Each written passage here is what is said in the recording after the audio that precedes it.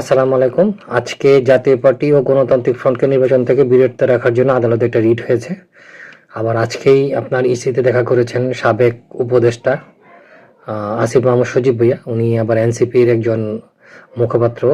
তো উনিও বলছেন যে জাতীয় পার্টির পুনর্বাসন চাই না। তো যেটা আমরা এখন বুঝতে পারছি যে নির্বাচনটা আসলে নির্বাচন হিসেবে থাকছে না। আপনি নির্বাচনে জয়লাভ করবেন বা নির্বাচনে আপনি প্রতিদ্বন্দ্বিতায় অংশ নেবেন, সেটার চেয়ে বড় হয়ে দাঁড়িয়েছে যে কিভাবে নির্বাচনে জিতবো, নির্বাচনে জেতার জন্য কি করতে হবে, নির্বাচনে জেতার জন্য কাকে কাকে বাদ দিতে হবে, কাকে কাকে বাদ দিলে আমার পজিশনটা ভালো হয় বা আমি কোনো কিছু পেতে পারি। তো এখন যেটা চলছে যে বাংলাদেশে তো বিএনপি তো মোটামুটি নিশ্চিত যে তারা সরকার গঠন করছে। নির্বাচন যদি হয়, নির্বাচনে তারা ভূমিধস বিজয় হবে। কিছুদিন আগে প্রথমত একটা জরিপ এসেছে, জরিপে 70% লোক বিএনপিকে চায়। তো সেই হিসেবে যদি আমরা ধরি 250টার অধিক আসন বিএনপি পাচ্ছে, আর বাকি থাকে 50টা আসন। এই 50টা আসন আসলে কারা নেবে? তো জামাত ইসলামী বাংলাদেশকে গত 1.5 বছর বলি, 5ই আগস্টের পর থেকে বাংলাদেশের সরকারের ক্ষমতায় বসে বা ক্ষমতায় থেকে জামাত ইসলামী সারা বাংলাদেশে যেভাবে দাপিয়ে বেরিয়েছে এবং দাপিয়ে বেড়াতে গিয়ে তারা যেসব পকেট তৈরি করেছে, এনসিপি, এবি পার্টি, ইনকিলাব মঞ্চ, বৈষম্যবিরোধী ছাত্র আন্দোলন, হাবি জাবি বহুত কিছু জিনিস তারা তৈরি করেছে। তৈরি করে মঞ্চ 24, জুলাই যোদ্ধা, জুলাই শহীদ, আরও কত কিছু তৈরি করেছে। তৈরি করে তারা চেষ্টা করেছে যে মানুষের মধ্যে একটা জায়গা পাওয়ার জন্য। শেষ পর্যন্ত তারা নির্বাচনের আগে একই ছাতার নিচে এসেছে, অর্থাৎ রোশনের পুটকি সব এক হয়েছে।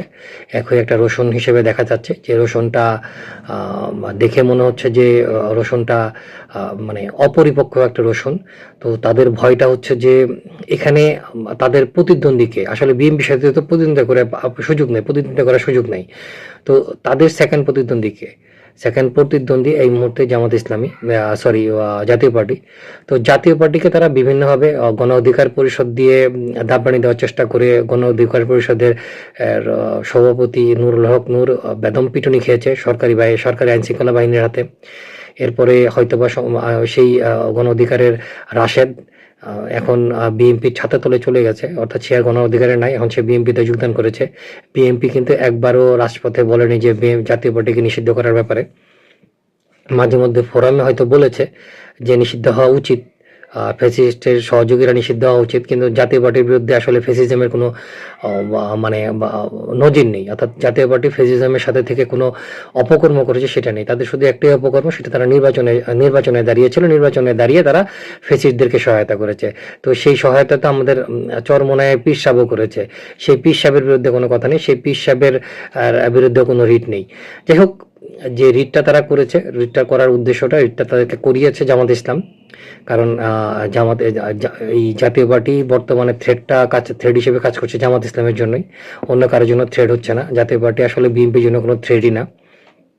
জাতীয় পার্টি যদি আওয়ামী লীগের সাথে অর্গানাইজ হয়ে থাকতো তাহলে বিএনপির জন্য থ্রেড ছিল, বিএনপিটা খুব ভালো করে জানে। তো জাতীয় পার্টিকে মানে নির্বাচন থেকে সরিয়ে দেওয়ার জন্য যে আমাদের সাবেক সমন্বয়কবৃন্দ যারা নিজেদেরকে মনে করে যে তাদেরকে আসলে এসএসএফ নিরাপত্তা দিয়ে তাদেরকে মারপিট করার সুযোগ দেওয়া উচিত, যারা আইনের কোনো তোয়াক্কা না, তারা ডিসিকে বলবে যে এখনই জাতীয় পার্টিকে বাদ দিয়ে দাও, এই ধরনের ক্ষমতা যারা চায় তারা অলরেডি তাদের চেহারা দেখানোর চেষ্টা করেছে। কিন্তু তারা ভুলে গেছে যে সময় আর সেই 24-এর 5ই আগস্ট কিংবা 25-এর জানুয়ারি, ফেব্রুয়ারি, মার্চ, এপ্রিল, মে, জুন, আর বর্তমানে 2026-এর জানুয়ারি এক সময় না। তো ডিসিরা এখন আর এই সব বৈষম্যবিরোধী ছাত্র আন্দোলনের ছেলেপেলেদেরকে বা এই এনসিপি কিংবা জামাত ইসলামীদেরকে একটু সুযোগ দিচ্ছে না। যে সুযোগ না দেওয়ার কারণে তারা ইনকিলাব মঞ্চকে মাঠে রাখছে।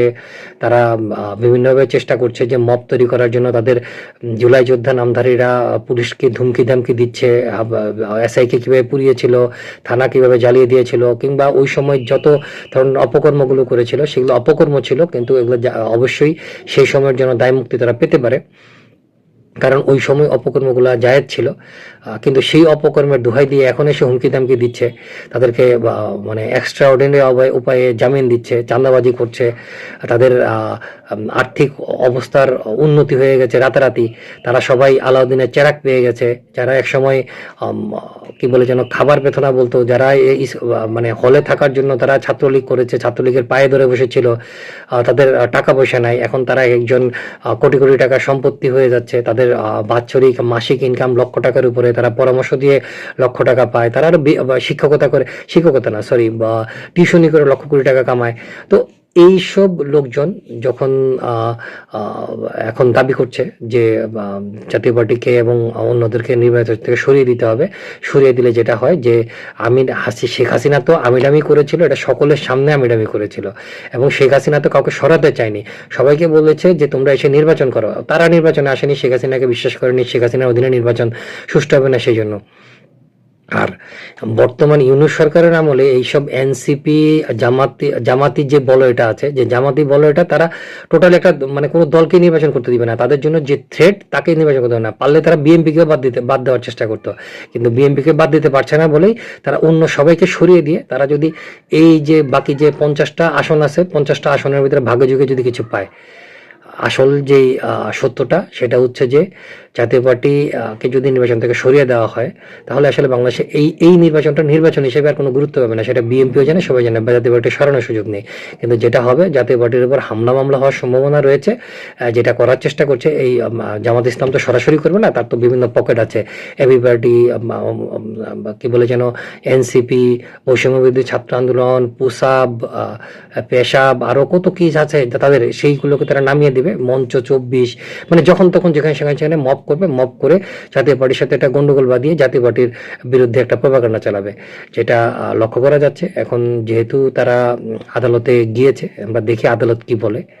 আর বাস্তবতাটা হচ্ছে এটাই যে যে পরিস্থিতি, তাতে আসলে সম্ভবত নির্বাচনটা হচ্ছে না। তারপরেও যদি নির্বাচনটা হয়, আর নির্বাচন যদি জাতীয় পার্টি বাদ যায়, তাহলে আসলে সেই নির্বাচনটার গ্রহণযোগ্যতা বা এই নির্বাচনের ব্যাপারে আসলে নির্বাচনটা করার পরে বিএনপি যদি ক্ষমতায় আসে অথবা জামাত ইসলামও যদি ক্ষমতায় আসে, আসলে তারা জনগণের সামনে কয়দিন টিকে থাকতে পারবে, সেটাই দেখার বিষয়। ধন্যবাদ।